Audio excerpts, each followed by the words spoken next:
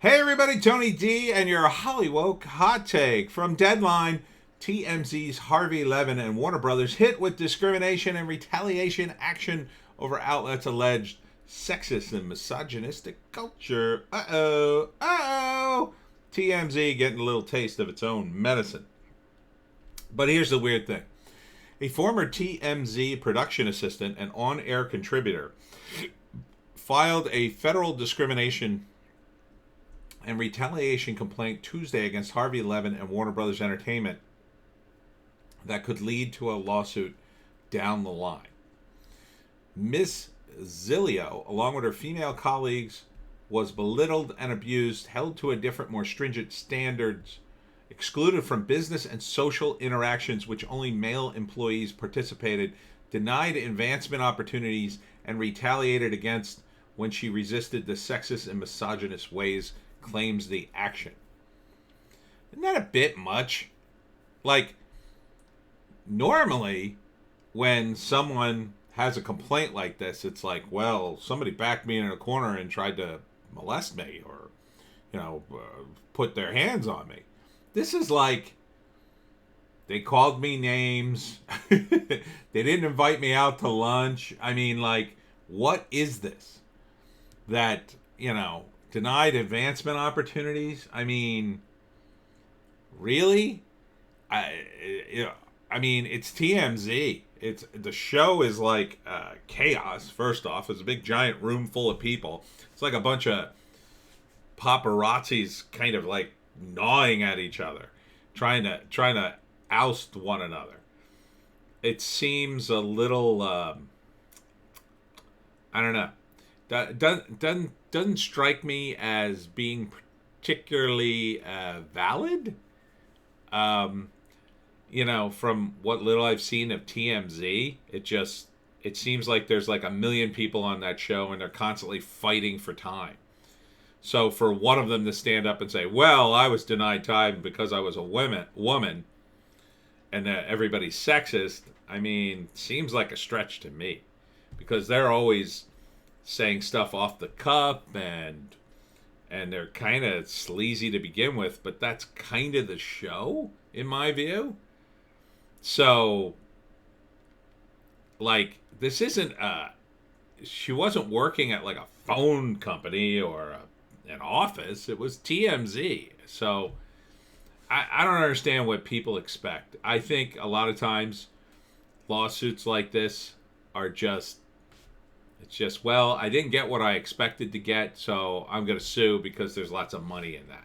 That's what it feels like to me. But I don't have any proof. I'm just speculating. This goes back to 2015, so who knows? Until she was an employee from 2015 to February of this year.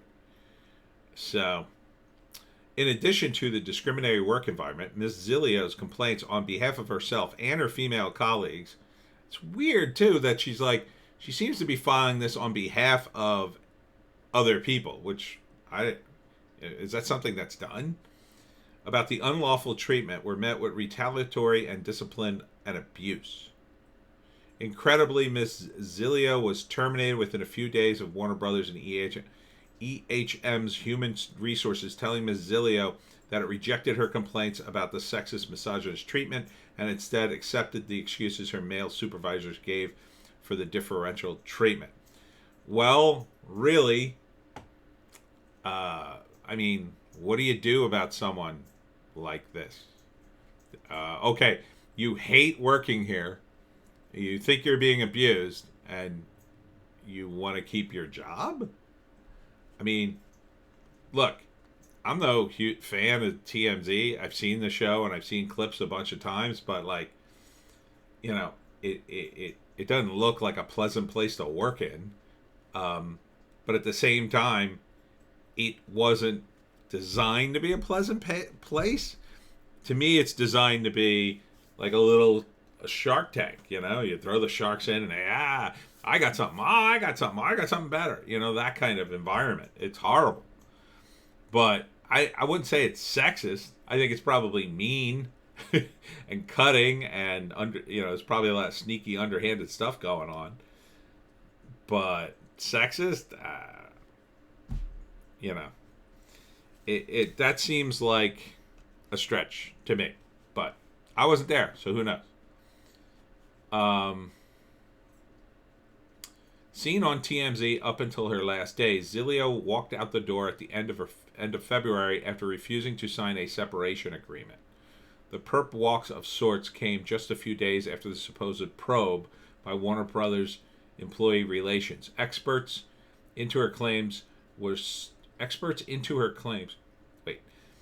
A probe by WB employee relations experts into her claims was suddenly wrapped up.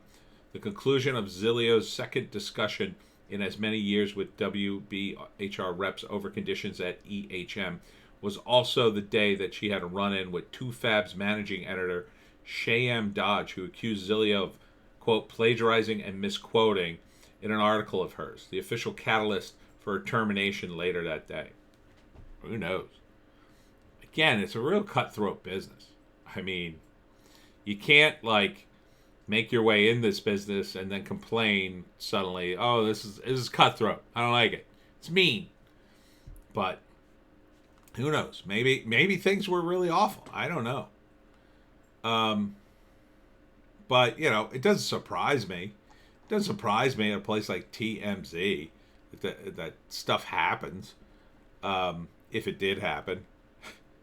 It's going up in front of a judge. But you know what? Part of this is just because I think it's in California and there's probably a gazillion laws on the books that you can take advantage of for stuff like this. I think one of the downsides of California, it's already chased out. I don't know if you realize this. It chased out the porn industry because it passed some sort of weird law about condoms and porn. I forget what it was exactly, but you know, it just basically the porn industry just moved out of state. They don't need to be there. You know, the TV industry, the movie industry, they don't need to be in California. They don't need to be in Southern California anymore. They used to, but now they could shoot. You can shoot anywhere, really. It's just, you know, the only thing they have kind of is the weather, but Arizona has the weather. Texas has the weather. You know, all the southern states have the weather. Florida has weather, good weather. I mean, all the southern states have pretty good weather. Maybe it's not as nice as Southern California for the most part. There's more rain or whatever, but so what? I mean, you can make do. And now you can shoot everything in a soundstage, even the outside stuff. You get a warehouse, you paint the whole inside of it green, put some lights. You can pretty much shoot anything. So, you know, I don't know why the movie industry continues to stay in LA, other than institutional momentum, and that's the way it's always been.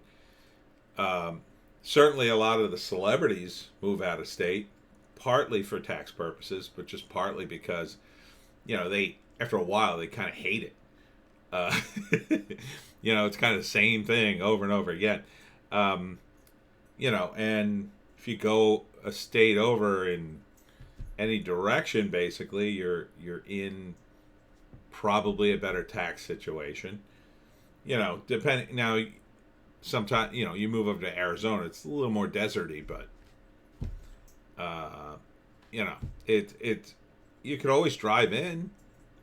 You know, some of the bigger players, and you know, some of the really big stars, they push to get their productions moved to New York. You know, and there's studios out in Philly and in Jersey, and there's a studio here in South Jersey. For a while, they were talking about opening up like a major studio here, like a giant compound they were looking at doing. I think Bruce Willis was going to partially back it. So, you know, Hollywood doesn't need to be in Hollywood anymore. I don't know why they stay. You know, I think maybe they'll move. If they make the move, it'll be to Texas. That'll be my prediction. Everybody's moving to Texas who can afford it, who can afford to move, basically, like Joe Rogan and a few other people are moving to Texas. They just don't want to deal with the taxes. And I think you're going to continue to see an exodus from the city. Wow, that went a lot of places. This video rant, didn't it? I started with this article on Deadline, and I ended with everybody's leaving the cities. Go figure. All right, that's it. Next video.